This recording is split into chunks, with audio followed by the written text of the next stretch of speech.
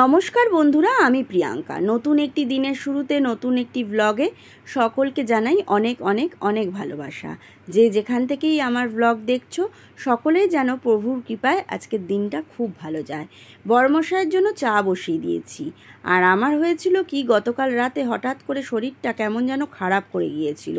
রান্নাবান্না করে খাওয়া দাওয়া করার পরেই আর শরীরটা দিল না যে আমি অন্য কাজগুলো করব। তাই কি করেছিলাম, রাতের বেলা এঁঠো বাসনটাকে একটু জল ধোয়া করে রেখে বেসিনের মধ্যে কিন্তু রাখিনি, আমি ওপরে তুলে রেখে দিয়েছিলাম। সকালে উঠেই প্রথমের যেটা কাজ সেটা হচ্ছে এই বাসন মাজা।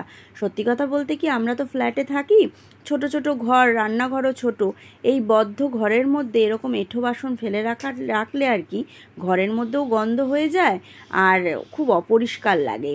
আর বড় বাড়ি হলে হয় কি, এক চাতাল থাকলো, কলতলা থাকলো, সেই কলতলার এক পাশে নয় বাসন রেখে গিয়ে পড়ে থাকলো, নিজের সময় মতন মাজলাম। কিন্তু সেই সুবিধা তো এখানে নেই। তাও যদি একতলায় থাকতাম তাহলে এই সুবিধাটা হয়তো পেতাম। থাকি তো দোতলায়, সেখান থেকে নেমে বাসন ওরমভাবে রাখা সম্ভব নয়। আজকে মাথায় চাপ ছিল বলে আগেই চলে গেছিলাম বাসন মাজতে। এখন মেন দরজা খুলে দুয়ারে জল দিলাম। আর এমন অবস্থায় গিয়ে শুয়ে পড়েছি, কোনো কিছুই ঠিকঠাক করা হয়নি। আর সোফার মধ্যে বসা অবস্থায় তারপর যখন উঠি তখন দেখি আমি মোটামুটি শোয়া হয়ে রয়েছি। আমি নয়, প্রত্যেকের অবস্থাই তাই। আর এই সেন্টার টেবিলটা হয়ে যায় তখন পা রাখার জায়গা। কোথায় যে এত সুখ রাখবো। যাই হোক, এখন নিজে যেরকম করি সেই রকমভাবেই আবার ঘরদোরগুলোকে গুছিয়েও রাখতে হয়। আর এই পাঞ্জাবিটা গতকালের অনুষ্ঠানে পরে গিয়েছিল, এসে ফ্যানের তলায় একটু মেলে রেখেছিল। ও নিজেরটাই নিজে গাছ করে, কারণ আমি না ঠিক অত সুন্দর করে পাঞ্জাবি ভাঁজ করতে পারি না। শিল্পী মানুষ তো, তার কাজ একটু আলাদা। কিন্তু যাই হোক, আমি যেরকম পারি সেরকমই করে রাখি। জলের বোতলগুলো তো ছড়িয়ে ছিটিয়ে থাকে, সকালবেলা উঠে সব কটাকে এক জায়গায় করি। আর এই যে চেয়ারের মাথাগুলো হচ্ছে জামা কাপড় রাখার জায়গা। যদি বলো তোমার জামাটাও তো আছে, আমার জামাটা ক্ষণিকের জন্য, আমি এক্ষুনি সরিয়ে দেবো। কিন্তু এরা যেরমভাবে মেলে রাখে সেই অবস্থাতেই পড়ে থাকে। আমি মাঝে মাঝে যখন একটু চিৎকার চেঁচামেচি করি তখন দেখি দুদিন ঠিক থাকে। আর টেবিলটা তো মনে হবে পুরো হাওড়া স্টেশন মাঝে মাঝে। তবে এখন খুব একটা অপরিষ্কার করে না। এই দুটো ড্রয়ার করে দিয়েছি। আমার যখন ব্যাড্রপগুলো হচ্ছিল না, ড্রয়ারের মধ্যে বলেছি যা রাখার ওখানে গিয়ে রাখবে।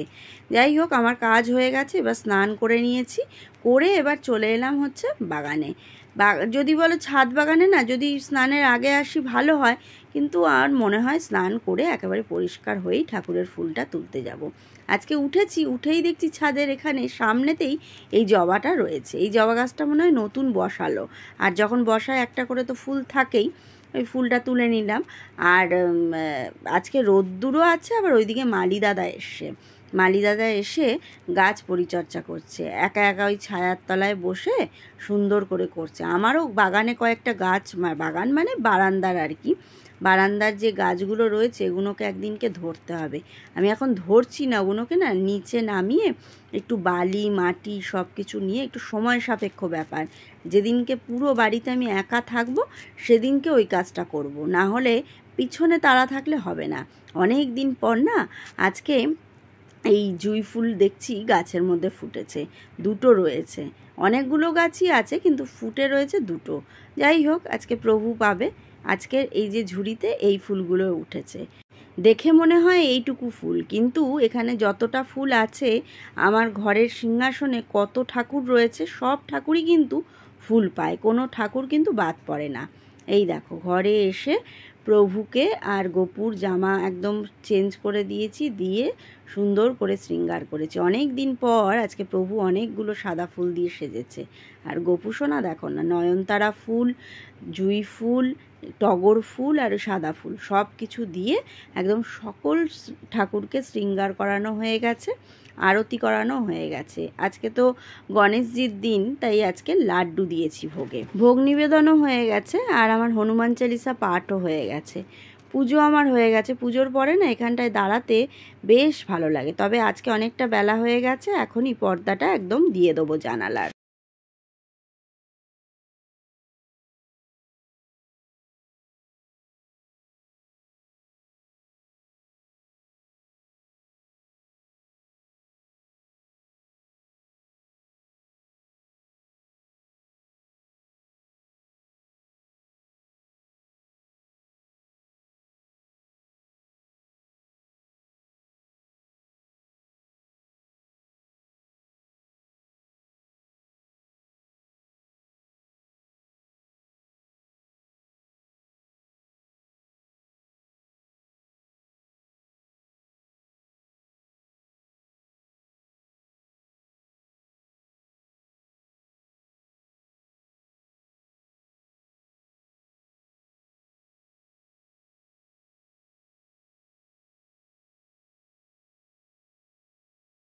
ঘুম থেকে উঠে না আমার বসার জায়গা হচ্ছে এই যে বারান্দা। আমার শুধু নয়, আমার ম্যাগডি, শ্রেয়া তিনজনই এইখানটায় বসে। আজকে শ্রেয়া গানে বসেছে, ম্যাগডি তো বেরিয়ে গেছে, আর আমি এসে বসেছি। পুরো দেখো আকাশের মুখ একদম ভার।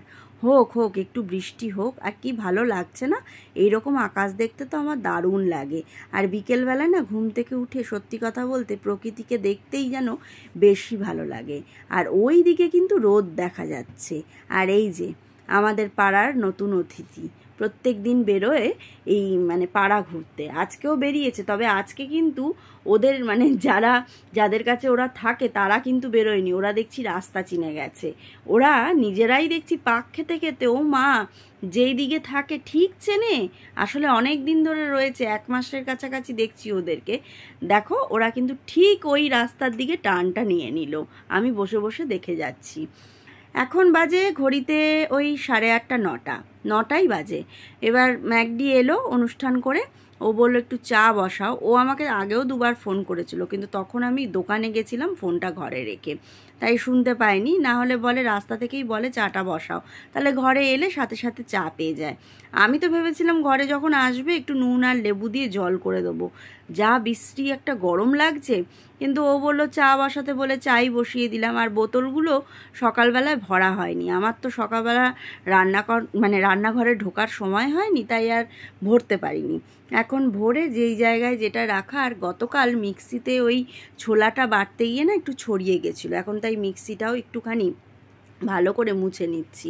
আর রাতে খাবে পান্তা ভাত, তার জন্য ভাতেও জলটা ঢালা হয়নি, সেই ভাতেও জল ঢেলে দিলাম। আর ফ্রিজে বোতলগুলো খালি ছিল, সেই বোতলগুলোকে একটু ভরে দিলাম। শ্রেয়া বলেছিল একটু ডাল শুকনো দিয়ে ভাত খাবে, সেই জন্য একটুখানি মটর ডাল ছিল না, মটর ডাল নিয়ে এসে ওইটা এখন একটু সেদ্ধ বসিয়ে দিচ্ছি।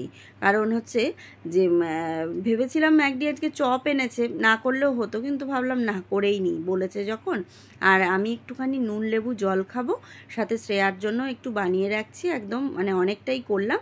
আমি এখন একটু খেয়ে নিই, কারণ এটা খেলে মনে হচ্ছে শরীরের মধ্যে একটু এনার্জি আসবে। আবার ভুল করে নিজের জন্য একটু চায়ের জলও নিয়ে নিয়েছি। আসলে এখন এই ম্যাগডি বিকেলে থাকলে ওর সাথে একটু চা খাওয়ার একটা নেশা দাঁড়িয়েছে। চা কিন্তু আমি সকালবেলা তো খাই না, কিন্তু ওই বলে না সঙ্গে পড়লে তখন ইচ্ছা করে। যাই হোক, আর দুপুরবেলা আলু চোখাটা যেরকমভাবে মাখা হয়েছিল, শ্রেয়া বলেছিল মা রাতের বেলা ওই রকমভাবেই মাখবে। আমি বললাম তাই মাখবো। আর একটু আদা ঘষে নিচ্ছি, এই ডালটা সেদ্ধর মধ্যে একটু আদা দিয়ে, 5 ফোড়ন, শুকনো লঙ্কা দিয়ে ডালটাকে একদম ভালো করে কড়াইয়ের মধ্যে একদম শুকনো অবস্থাতেই নেড়ে নিই। আর একটু কাঁচা লঙ্কা চিড়ে দিই, আর অল্প একটু মিষ্টি আর সামান্য জল দিলে জিনিসটা একটু মাখো মাখো ব্যাপারটা হয় আর কি, হাত ছোঁয়া জল, মানে ছিটানো জল আর কি যেটা বলে। আর ওইটা দিয়ে সত্যি কথা বলতে পান্তা ভাত না যদি খাওয়া যায়, এইটা হলে আর কিছুই লাগে না। আজকে ওর বাবা আসার পথে দোকান পেয়েছে বলে চপ নিয়ে এসেছে, কিন্তু চপ আলু সেদ্ধ কিচ্ছু লাগে না, শুধু এই ডাল শুকনো দিয়েই ভাত খাওয়া হয়ে যায়। ওই আমাদের গোটা সেদ্ধ, তারপরে হচ্ছে যখন কোনো পুজো থাকে তখন কিন্তু আমি ওই ডাল শুকনোটা করি। ডাল শুকনোটা খেতে শ্রেয়া ভীষণ পছন্দ করে। আর গরম ভাতে তবে আবার এটা কিন্তু খুব একটা ভালো লাগে না। কিছু কিছু জিনিস আছে না যেটা কিছু কিছু মানে আইটেমের সাথেই ভালো লাগে। আর তো গন্ধরাজ লেবু সাথেই আছে। শ্রেয়া এদিকে এসেছে, শ্রেয়াকে আবার একটু জল দিয়ে দিলাম। আর ও এসেছে, ওর তো খিদে পেয়েইছে। আর আমি আবার মাঝে কি করেছি, ওই চাটা ছিল, চায়ের সাথে একটুখানি হাফেরও একটু কম কেক খেয়েছি। ব্যাস, খিদে তো এমনিতে পাচ্ছিলই না, তার মধ্যে এখন একদমই খিদে পাচ্ছে না। এদিকে বাপ মেয়ের খিদে পেয়ে গেছে। যাই হোক, আমার এখন খিদের জন্য বসে থাকলে তো হবে না, ওদের দুজনের যখন খিদে পেয়েছে তখন ওদের দুজনের সাথেই বসতে হবে। আমি কিন্তু এদিকে রান্না করছি টুকটুক করে, ওইদিকে বাসনগুলো যেটুকুনি যা মাজার মাজতে মানে থাকছি। খেয়ে দিয়ে উঠে না অতিরিক্ত বাসন মাজতে যেন ইচ্ছা করে না, সে সকালে বলো আর মানে রাতেই বলো। তবে শীতকালে কিন্তু ভালো লাগে, শীতকালে আমি দেখেছি কাজ করে খুব মজা। কিন্তু এই পচা গরমে খাওয়া দাওয়া সেরে আমার আর উঠে মনে হয় যেন একটুখানি বসে রেস্ট নেই, কিন্তু বসে পড়লে ওই হচ্ছে আরেক ব্যাপার, তখন আবার উঠে কাজ করতে ইচ্ছা করে না। পড়েছি মহা জ্বালায়, আবার কাজ ফেলে রাখতেও পারি না। এইদিকে দিচ্ছে খাবার তারা, আর যেদিনকে আমি রান্না করি সেদিনকে ওদেরকে মানে করে রাখি, সেদিনকে ওদের কারোর খিদে পায় না। আর যেদিনকে রান্না করি না, মানে একটু দেরি করি, সেদিনকে সবার খিদে পায়। আর এর মধ্যে বাইরে উঠেছে ঝড়, সাথে বৃষ্টি। সত্যি কথা বলবো, মানে এত আরাম লাগছে না, যেন চাতকের মতন বসেছিলাম যে একটু কখন বৃষ্টি হবে, একটু কখন বৃষ্টি হবে। আমাদের বাইরের মানে মেন দরজাটা খুলে দিই ঝড় হলে, আর বারান্দার দরজাটাও খোলা থাকে, হাওয়াটা পাস হয়। এই দেখো, এটা হচ্ছে ডাল শুকনো, ওখানে আলু চোখা মেখেছি। আর আর বাবা ফেরার সময় যে চপ নিয়ে এসেছিল, এই দেখো আলুর চপ, 3টে শুকনো লঙ্কা ভেজেছি, গন্ধরাজ লেবু, আর সাথে কাঁচা লঙ্কা, ব্যাস অমৃত। তবে ভাত আমার আজকে পেট দিয়ে ঢুকবে না। খাওয়া দাওয়া সেরে একটুখানি এলাম বারান্দায়, যা হাওয়া দিচ্ছে না, শরীরটাই মনে হচ্ছে মিলিয়ে যাচ্ছে। আর আমার ওই দিকের দরজাটা, মেন দরজাটা খোলা আছে তো, পুরো হাওয়াটা এমনভাবে বাড়ি মারছে ঘর থেকে না, একটা গরম হাওয়া। আমি এই বারান্দায় এসে বসছি, পুরো আমার গায়ের মধ্যে এসে, মানে সেই বৃষ্টির যেরম ছটা আসে সেরম গরম হাওয়ার ছটা আসছে। এবার এখন বসে আছি, এরপরে এখন অনেক কাজ আছে, আমাকে এখন বাসন মাজতে হবে। এইখানে এখন বসে বসে আমি যতটাই আরাম নিচ্ছি, এখন যখন রান্নাঘরে গিয়ে বাসনটা মাজতে আরম্ভ করব ওই হিট চেম্বারটার ভিতরে, তখন কিন্তু আমার এই আরামটার কথা আমি ভুলে যাব। আর এইখানে আমাদের এই তারের মধ্যে 2টো কাক থাকে, বাবা কাক আর মা কাক, এখনও বসে আছে। আজ তাহলে আসি।